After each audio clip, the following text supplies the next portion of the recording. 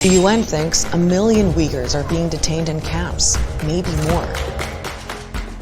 በቻይና ዢጂያንግ በረሃማ ምድር ውስጥ በአርቲፊሻል ኢንተለጀንስ የታገዙ ካሜራዎችና በከፍተኛ ጥበቃ የታጠሩ የሽቦ አጥሮች አንድን ጥንታዊ ሕዝብ ከዓለም ለይተውታል። ይህ በቻይና የእስልምና እምነት ተከታዮቹ የኡይጉሮች ታሪክ ነው። በሚሊዮን የሚቆጠሩ ሰዎች በሙያ ማሰልጠኛ ስም ወደ እስር ቤት ካምፖች የገቡበት፣ ቋንቋቸውና ሃይማኖታቸው የታገደበት፣ እንዲሁም እያንዳንዱ እንቅስቃሴያቸው በዲጂታል ቁጥጥር ስር ስለሆኑት ኡይጉሮች ወይም ስለ ቻይና ሙስሊሞች በመከራ የተሞላ አኗኗር እንነግራችኋለን። አብራችሁን ቆዩ።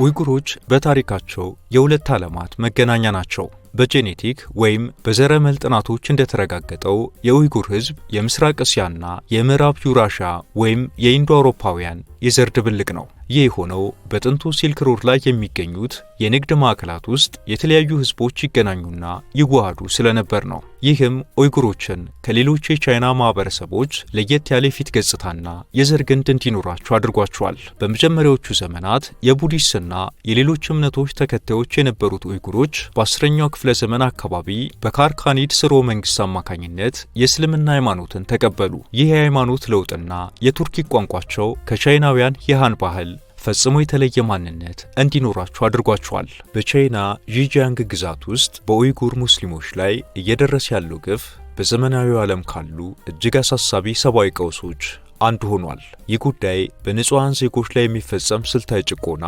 የማንነት ማጥፋት ዘመቻና የቴክኖሎጂ ውጤቶች የሰው ልጆችን ለመቆጣጠር እንዴት እንደሚውሉ የሚያሳይ አስደንጋጭ ገጽታ አለው። የሰንሰለቱ መጀመሪያዎች የጅምላ እስራትና የሙያ ማሰልጠኛ ካምፖች ናቸው። ከ2017 ጀምሮ የቻይና መንግስት ጽንፈኝነትን ለመዋጋት በሚል ስም ከአጠቃላይ 12 ሚሊዮን ከሚደርሱት ኡይጉሮች ከ1 እስከ 3 ሚሊዮን የሚጠጉትንና ሌሎች የቱርክ ዝርያ ያላቸውን ዜጎች በልዩ የካምፕ እስር ቤቶች አኑሯል። መንግስት እነዚህን ቦታዎች የሙያ ማሰልጠኛ ማዕከላት ቢላቸውም ከሳተላይት ምስሎችና ከወጡ ሰነዶች መረዳት እንደሚቻለው ግን ማዕከላቱ በታጠቁ ጥበቃዎች፣ በኤሌክትሪክ አጥሮችና በክትትል ካሜራዎች የታጠሩ ማቆያዎች መሆናቸውን ነው። በእነዚህ ካምፖች ውስጥ የሚገኙ ዜጎች የራሳቸውን ቋንቋ፣ ሃይማኖትና ባህል እንዲክዱ እንዲሁም የኮሙኒስት ፓርቲውን ርዕዮተ ዓለም እንዲቀበሉ ይገደዳሉ። በዢጂያንግ የሚኖሩ ከ11.5 እስከ 12 ሚሊዮን የሚገመቱ ኡይጉሮች በአካል ብቻ ሳይሆን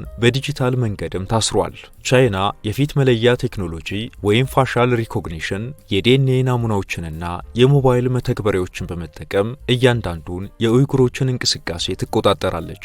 አንድ ሰው መስገዱ፣ ጺም ማሳደጉ ወይም ወደ ውጭ አገር ስልክ መደወሉ ብቻ ለዓመታት እስራት ሊዳርገው ይችላል። ኡይጉሮችን በዲጂታል እስር ቤት ውስጥ የቆለፈ እርምጃ የሚባለው የቻይና ጥብቅ የዲጂታል ቁጥጥር ትልቁ ትኩረት ሳቢ ጉዳይ ነው። ከ2017 ጀምሮ የቻይና ባለስልጣናት በዢጂያንግ የሚኖሩ ዕድሜያቸው ከ12 እስከ 65 የሆኑ ዜጎችን በቁጥር ከ20 ሚሊዮን በላይ ሰዎችን የግል መረጃዎችን በግዳጅ ሰብስበዋል። ለምሳሌ የዲኤንኤ ናሙናዎችና የደም አይነት፣ የአይን ብሌንና የጣት አሻራ፣ የድምፅ ናሙናዎችና ሌሎችም የሚጠቀሱ ሲሆን እነዚህ መረጃዎች ከአንድ ማዕከላዊ የደህንነት የመረጃ ቋት ጋር የተገናኙ ናቸው። በጣም አደገኛ የክትትል አካል ደግሞ አይጆፕ የተባለ መተግበሪያ ነው። ይህ ስርዓት የአርቲፊሻል ኢንተለጀንስ ኤአይ ቴክኖሎጂን በመጠቀም የሰዎችን የዕለት ውሎ ይመረምራል። ይህ ቴክኖሎጂ አንድን ሰው እንደ አደገኛ ሊፈርጅ የሚችልባቸው ምክንያቶችም ብዙ ናቸው።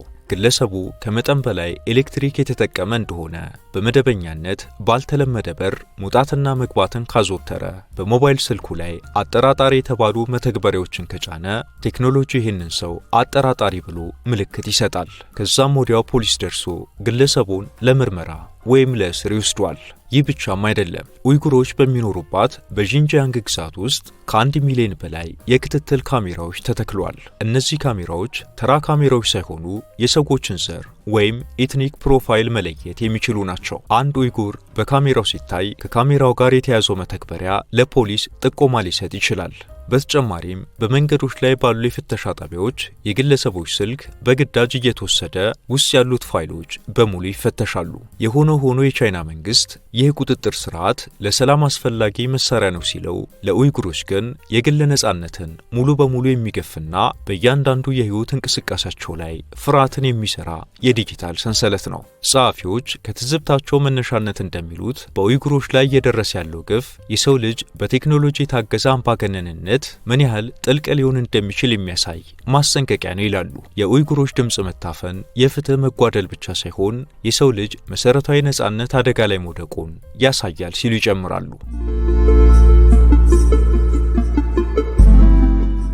መንግስት በሚሊዮን የሚቆጠሩ የኡይጉር ህጻናትን ከቤተሰቦቻቸው በመለየት በመንግስት አዳሪ ትምህርት ቤቶች ውስጥ እንዲያድጉ ያደርጋል። በዛም የኡይጉር ቋንቋና ባህልን ሳይሆን የቻይናን ታሪክና ርዕዮተ ዓለም ብቻ እንዲማሩ ያደርጋቸዋል። በሚያዝያ 2017 የወጣው ደንብ 28 የሙስሊም ስሞችን ለህፃናት ማውጣት ከልክሏል። እነዚህን ስሞች የሚያወጡ ወላጆች ልጆቻቸው ምንም አይነት የሕክምናና የትምህርት አገልግሎት አያገኙም። እስከ 2024 ባለው መረጃ መሰረት እጅግ ብዙ መንደሮች ስማቸው ተቀይሯል። ከኡይጉሮች ታሪክ ጋር የሚያያዙ ጥንታዊ ስሞች ተሰርዘው በቻይና ዘይቤ ስሞች ተተክቷል። የኡይጉሮች የዕለት ተዕለት ህይወት፣ ጋብቻና አለባበስ አሁን ላይ ሙሉ በሙሉ በመንግስት ቁጥጥር ስር ወድቋል። ኡይጉሮች በማንኛውም የህዝብ መሰብሰቢያ ቦታ ጺም ማሳደግና ሂጃብ አድርገው እንዳይገኙ በአዋጅ ተከልክሏል። ይህም ሰዎች ፖሊስ እንዳይዛቸው ሲሉ የራሳቸውን ባህላዊ አለባበስ እንዲቀይሩ አስገድዷቸዋል። ባህላዊው የእስልምና የጋብቻ ስነ ስርዓት ኒካህ ታግዶ በሲቪል መዝገብ ብቻ እንዲተካ ተደርጓል። ከዚህም በላይ የኡይጉር ሴቶች የቻይና የሃን ተወላጅ ወንዶችን እንዲያገቡ በመንግስት ማበረታቻ ይደረግላቸዋል። በሺዎች የሚቆጠሩ መስጊዶች እንዲፈርሱ ተደርጓል።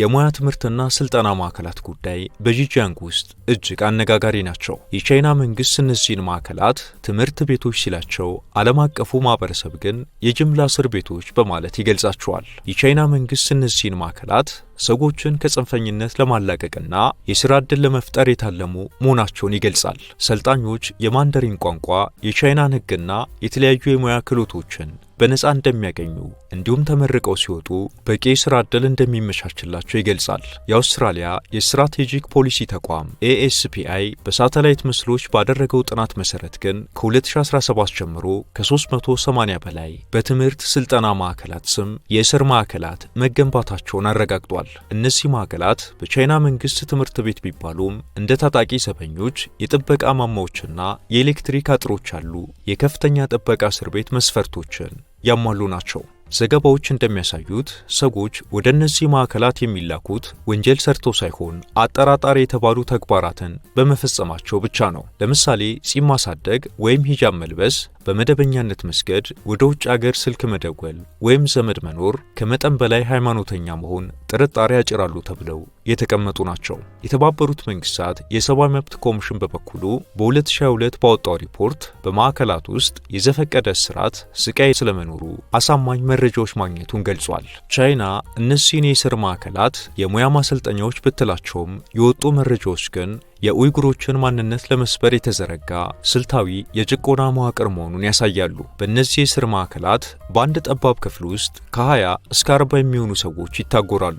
ይህም ለተላላፊ በሽታዎችና ለንጽህና መጓደል ምክንያት ሆኗል። እስረኞች በቀን እስከ 16 ሰዓታት ድረስ የኮሙኒስት ፓርቲ መመሪያዎችን እንዲያጠኑና የሚከተሉትን የእስልምና ሃይማኖት እንዲያወግዙ ይገደዳሉ። ይህ ደግሞ ከባድ አእምሮ ጫና እንዲደርስባቸው አድርጓል። በኤሌክትሪክ ንዝረት፣ በዱላ መደብደብና በውሃ ማሰቃየት የመሳሰሉት ግፎች እንደሚፈጸሙም አቤቱታቸውን እስረኞቹ ለዓለም ሕዝብ አሰምተዋል።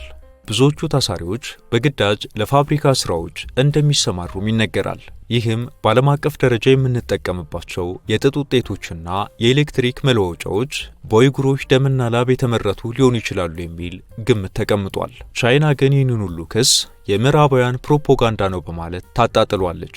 ይልቁንም ድርጊቱ ለቀጠናው ሰላምና እድገት አስፈላጊ መሆኑን ትሞግታለች። ከ2017 ጀምሮ በዢንጂያንግ ግዛት የኡይጉር ተወላጆችን ቁጥር ለመቀነስ የታቀዱ ስልታዊ እርምጃዎች መወሰዳቸው ይነገራል። በሁለት ዓመት ውስጥ ብቻ ማለትም ከ2017 እስከ 2019 ባለው ጊዜ በዢንጂያንግ የወሊድ መጠን በ48.7 በመቶ ቀንሷል። በተለይ ኡይጉሮች በብዛት በሚኖሩባቸው አካባቢዎች የወሊድ መጠን ከ60 በመቶ በላይ አሽቆልቁሏል። ሴቶች በማዕፀን ውስጥ የሚቀመጥ የወሊድ መከላከያ እንዲጠቀሙ እንዲመክኑ ወይም ውርጃ እንዲፈጽሙ እንደሚገደዱም ሪፖርቶች ያመለክታሉ። ይህን ትዕዛዝ አለመቀበል ወደ እስር ካምፕ ሊያስወስድ ይችላል።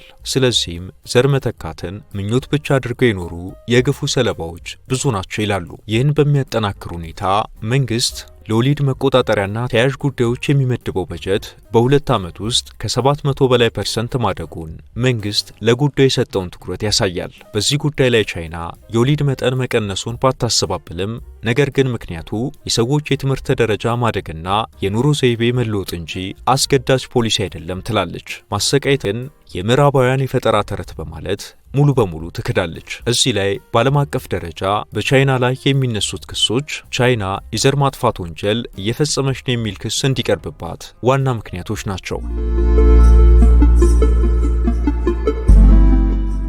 የቻይና መንግስት ለሚወስደው እርምጃ ሁሉ እንደ ምክንያት የሚያቀርበው 3 ነገሮችን ለመዋጋት እንደሆነ ይገልጻል። ሽብርተኝነትን፣ መገንጠልንና ሃይማኖታዊ ጽንፈኝነትን። የቻይና መንግስት ከ2017 ወዲህ በክልሉ ምንም አይነት የሽብር ጥቃት አልተፈጸመም የሚለው እነዚህኑ ጥብቅ የቅድመ መከላከል እርምጃዎችን በመከተሌ ነው ይላል። እንደ አውሮፓ አቆጣጠር በግንቦት 2014 በኩርሚንግና በኦሩምቺ የደረሱትን አስከፊ ጥቃቶች ተከትሎ ፕሬዝዳንት ሺ ጂንፒንግ በጥቃቱ አድራሾች ላይ ቆራጥ እርምጃ እንዲወሰድ ትዕዛዝ ሰጡ። ይህ እርምጃም ከመደበኛ የሕግ ስርዓት ወጣ ባለመልኩ ፈጣን ክስና የጅምላ እስራትን ተግባራዊ አድርጓል። በቻይና መንግስት መረጃ መሰረት ከ2014 እስከ 2019 ባሉት ዓመታት ውስጥ ወደ 13000 የሚጠጉ በሽብርተኝነት የተጠረጠሩ ሰዎች በቁጥጥር ስር ውለዋል። 1588 ድርጅቶችም ከሽብርተኝነት ጋር የተገናኙ ናቸው በሚል እንዲፈርሱ ተደርጓል። ጉዳዩ በዚህ ብቻ ያበቃም አልነበረም። ኡይጉሮች ከሃይማኖታዊ ማንነታቸው ይልቅ ለቻይና ብሔራዊ ማንነት ቅድሚያ እንዲሰጡ ከፍተኛ የቅስቀሳ ስራዎች ተከናወኑ። ከቤተሰብ ጀምሮ እስከ ሰፈር ድረስ ያለው እንቅስቃሴ ሁሉ ክትትል ውስጥ ገባ።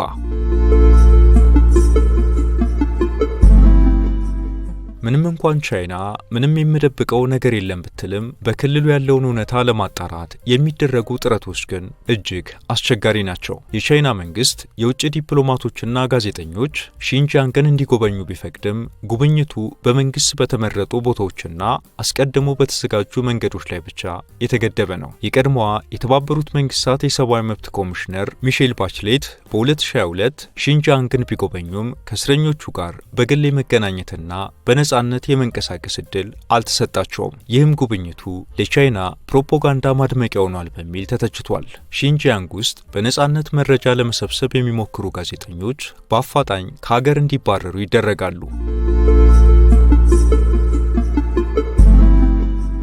ቻይና በሺንጂያንግ የታየውን የኢኮኖሚ እድገት በዓመት በአማካይ 7.2 በመቶ ደርሷል በሚል እንደ ስኬት ብታቀርበውም ይህ እድገት የመጣው የኡይጉሮችን ባህላዊ አኗኗር በማፍረስና ሰዎችን በግዳጅ ወደ ፋብሪካዎች በማሰማራት እንደሆነ ይነገራል። በህዳር 2020 በክልሉ የነበሩ 3 ሚሊዮን የሚጠጉ ድሃ ነዋሪዎች ከድህነት ወለል በላይ መውጣታቸው ተገልጿል። በ19 የበለጸጉ የቻይና ክፍለ ሀገራት ድጋፍ በጨርቃጨርቅ በጥጥ ምርትና በግብርና መስኮች አዳዲስ ፋብሪካዎች ተገንብተዋል። ጉዳዩ ታዲያ እንደ ተመልካቹ አይን ሁለት መልክ ያለው ነው። መንግስት ይህንን ፕሮግራም ለኡይጉሮች የተረጋጋ ገቢ የሚያስገኝ ቢለውም ተቾች ግን የማስገደድ ስራ እንደሆነ ይገልጻሉ። በ2019 ብቻ 1.5 ሚሊዮን ኡይጉሮች በዚህ መንገድ ወደ ስራ ተሰማርተዋል። ገለልተኛ ተመራማሪዎች በመንግስት ሰነዶች ላይ በመመስረት በሚያቀርቧቸው ሪፖርቶች መሰረት ደግሞ ኡይጉሮች ወደ ስራ የሚላኩት በፈቃደኝነት ሳይሆን በኮታ ግድ ብሏቸው ነው። ስራውን አሻፈረኝ ማለት ወደ እስር ካምፕ ሊያስወረውር ወይም በቤተሰብ ላይ ጫና ሊያሳድር ይችላል። በዚህ ምክንያት ደግሞ አሜሪካና ሌሎች ሀገራት ከሺንጂያንግ የሚመጡ የጥጥና የኤሌክትሮኒክስ ምርቶችን በግዳጅ ስራ የተመረቱ ናቸው በሚል ማዕቀብ ጥለውባቸዋል። እነዚህ ሁሉ በኡይጉሮች ሕይወት ውስጥ እየሆኑ ያሉ ክስተቶች ቢሆኑም ደግሞ በሌላ መልክ ዓለም ስለ ድንቅ ባህላቸው ብዙ ይላል። ኡይጉሮች የሚለብሱት ዶፓ የተሰኘው ኮፍያ ዝም ብሎ ጌጥ አይደለም። በላዩ ላይ ባለው ጥልፍና ቅርጽ ግለሰቡ ከየትኛው ከተማ እንደመጣ፣ ትዳር እንዳለው ወይም እንደሌለው መለየት ይቻላል። እያንዳንዱ ስፌት የራሱ ትርጉም አለው። ኡይጉሮች ኮፍያቸው የማንነታቸው ካርታ እንደሆነም ጭምር ያነሳሉ። የካሽጋር የግርግር ገበያ ሌላኛው መልካቸው ነው። ካሽጋር ውስጥ የሚገኘው የእሁድ ገበያ በዓለም ላይ ካሉ ጥንታዊ ገበያዎች አንዱ ነው። እዚህ ገበያ ውስጥ ከሺህ ዓመታት በፊት ይደረግ እንደነበረው ዛሬም በብዙ የሚቆጠሩ ፈረሶችና ግመሎች ይሸጣሉ። ሰዎቹ የእንስሶቹን ዋጋ የሚደራደሩት በምልክት እጃቸውን በልብሳቸው እጅጌ ውስጥ ደብቀው በመጨባበጥ ነው። ይህም የንግድ ምስጢር እንዲያወጣ ይረዳል። አንድ ወደ ኡይጉሮች ገበያ የዘለቀ ሰው አይኑ በደማቅ ቀለማት ይሞላል። አትላሳር ወይም የቀስተ ደመና ጨርቅ የዚህ ምክንያት ነው። ለጨርቁ የሚጠቀሙባቸው ከሮማን ልጣጭና ከእጽዋት የሚቀመሙት እነዚህ ቀለማት 100% ከተፈጥሮ የተገኙ ናቸው። ለኡይጉር ሴቶች አትላስ መልበስ ትልቅ ኩራት ነው። በተለይ በሰርግ በበዓላትና በሜሽሬፕ ባህላዊ ስብሰባዎች ላይ ደምቆ መታያቸው ነው። ዛሬም ድረስ በሆታን ከተማ የሚመረተው አትላስ ጨርቅ በዓለም ላይ ካሉ ውድ የሐር አይነቶች አንዱ ነው። የዘመናዊ ፋሽን ዲዛይነሮች እንደ ዲዮር ያሉ ታዋቂ ቤቶች ሳይቀሩ በዚህ ጥንታዊ ዲዛይን እየተሳቡ በስራዎቻቸው ላይ ያካትቱታል።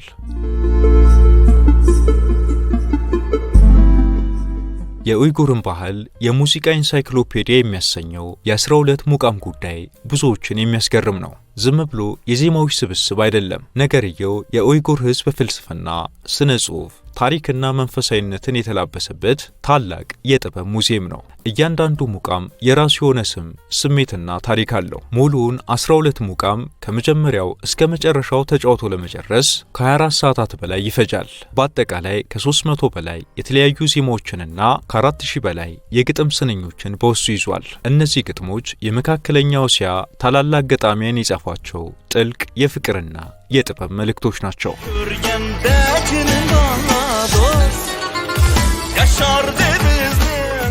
ኡይጉሮች ኑድል የተባለውን ምግብ ሲሰሩ ማሽን አይጠቀሙም። አንድን የዱቄት ሊጥ በእጃቸው ብቻ በመሳብና በአየር ላይ በማሽከርከር እንደ ስስ ክር ቀጭን እስኪሆን ድረስ ይዘረጉታል። ይህ ላግማን ይባላል። አሰራሩ ራሱ እንደ ሰርከስ ስሪት የሚታይ ጥበብ ነው። የኡይጉር ባህላዊ ሕክምና ጥበብ ከ2500 ዓመታት በላይ ዕድሜ ያለውና የግሪክ፣ የፋርስ፣ የህንድና የቻይና የሕክምና እውቀቶች የተቀላቀሉበት ልዩ ጥበብ ነው። የኡይጉር ሕክምናን በአካባቢው ቋንቋ ኡይጉር ቴባቤት ይባላል። አብዛኞቹ መድኃኒቶቻቸው ከእጽዋት ከማዕድናትና አልፎ አልፎም ከእንስሳት ተዋጽኦ የሚዘጋጁ ናቸው። ከ2000 በላይ የሆኑ የተፈጥሮ ግብዓቶችን ለመድኃኒትነት ይጠቀማሉ። በጥንት ዘመን ኡይጉሮች የራስ ቅል ቀዶ ጥገናን ጨምሮ ውስብስብ የሆኑ የቀዶ ጥገና ሕክምናዎችን ያከናውኑ እንደነበር የታሪክ መዛግብት ያሳያሉ። በሽታን ለመለየት ደግሞ የልብ ትርታን የመለካትና የሽንት ምርመራ የማድረግ ጥልቅ ጥበብ ነበራቸው። በአሁኑ ጊዜ ይህ ሕክምና ጥበብ በቻይና ውስጥ በዩኒቨርሲቲ ደረጃ